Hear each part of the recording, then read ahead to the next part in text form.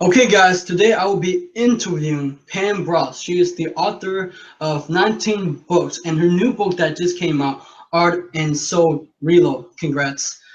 She has done two screenplays, a live soap opera, a television series, and enough magazine article, which she haven't starved in 20 years without a 9 to 5. In making a living, she have write books and article for people for just placed as People Magazine, Men Journal, and CNN Travel.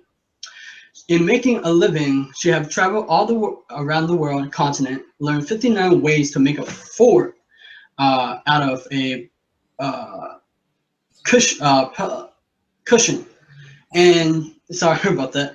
A cushion. That's okay. A cushion. And she had perfected a mean tennis forehand, and she volunteered at a women's prison and a free house clinic. Her recent book, E-Square, Not to Do It Yourself, Energy Experiment That Prove Your Thoughts Create Your Reality, was on the New York Times bestseller list for 20 weeks and has been translated into 30 languages. Hi, Pam. How are you doing today? I'm doing great. How are you? I'm doing great. Thank you for asking. Yeah. I would like to ask, why did you write a book on gratitude, and why is it so important?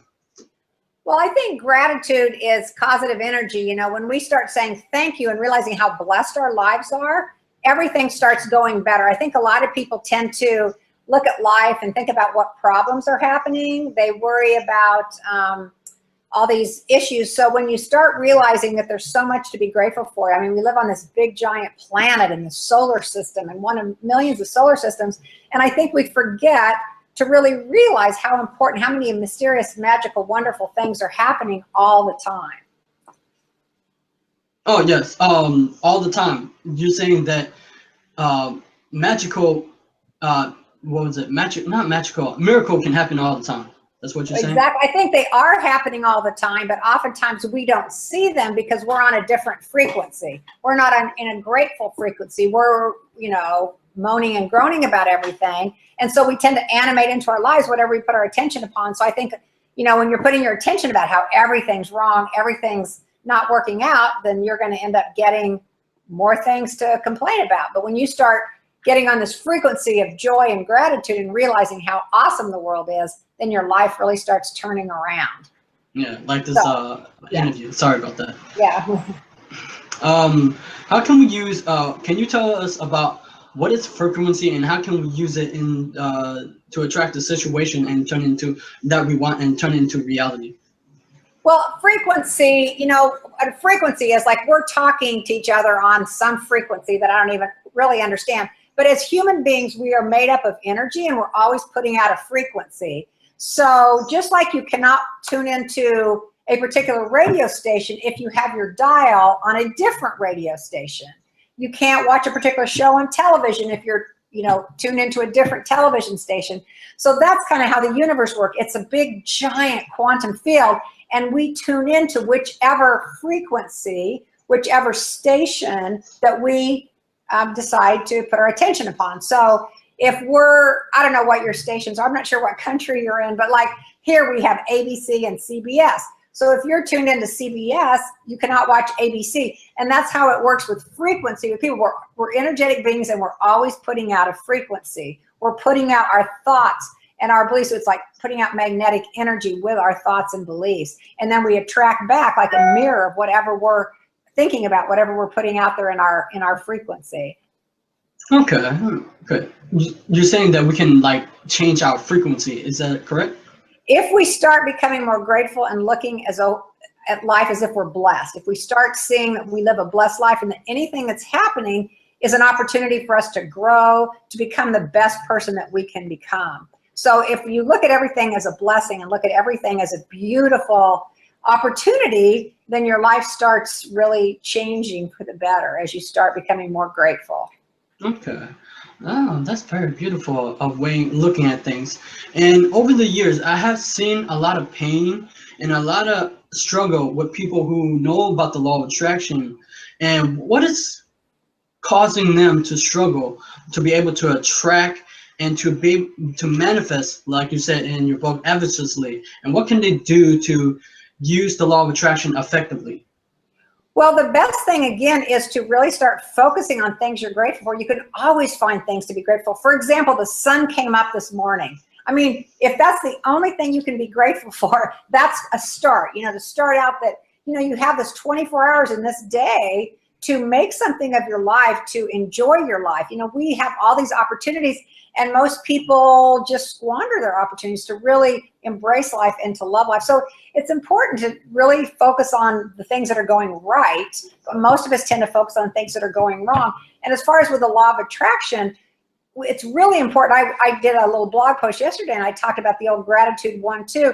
First thing to say thank you, that there are so many different options out there, and that whatever reality we're stuck with now, that's one of a gazillion realities that are possible. So first you have to give thanks to realize that whatever situation you're in, whatever it is you're wanting to manifest, that and whatever you are now, that's one of so many different possibilities. And so first you say thanks that there are many, many, many, many, many, infinite. We can't even get our minds around the number of possibilities that are out there. So once you get grateful for that whatever's happening now is one possibility out of infinity.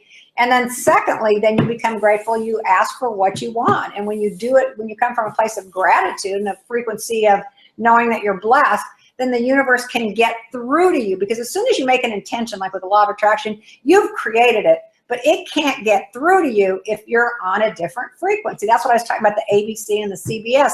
If you've decided you want something, it's been created, but it can't get through to you on the material plane because you're focusing on your lack of it, or you're focusing on what you don't have.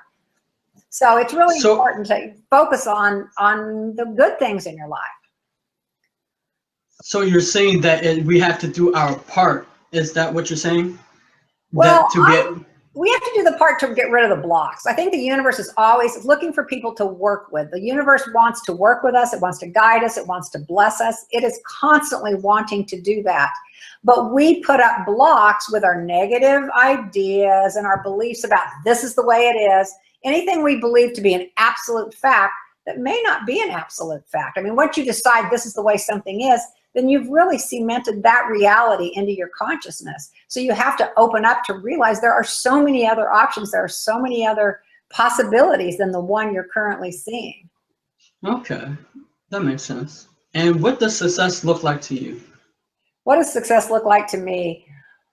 Well, I think being able to give of your gifts is a success. If you're able to, I think all of us are called to do something really beautiful with our lives. And I think a lot of people get so wrapped up in following the rules that they forget to follow that thing that really makes them come alive. I always say, follow your beeps, your heart, follow that thing that's calling to you. And I think anybody that does that truly is marching towards that thing that's calling to them, that's meaningful for them, I think that is what the success is. No, I mean, what does success look like to you? I mean, I know it's for the audience too, and I hear what you're saying, because we're trapped by this society ideas of way how we should be doing, and so many of us are stuck inside. So, I mean, but what success does look like to you, though? Well, I feel that I'm successful in that I get to do what I love to do. I mean, that's how I make a living. That's how I live. I get to follow my dream, which is to be a writer. I love to write. And so I've been successful in the sense that I've gotten that opportunity to do what I love to do. So that would be one definition of success. I think, having people in your life, people to love, and people that you can love is a really important measure of success. So there's a lot of different measures of success. I think being joyful and really learning to enjoy life is being a success. Okay, I like that answer. I really do. Where can we find you? Where can we really get to know you and your social media sites? Yeah. Well, if you know my name, it's Pam Grout, Pamgrout.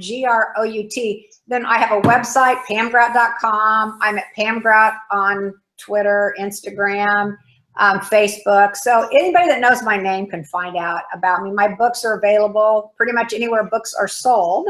So I'm pretty easy to find. If you know my name, you can find me. Yep.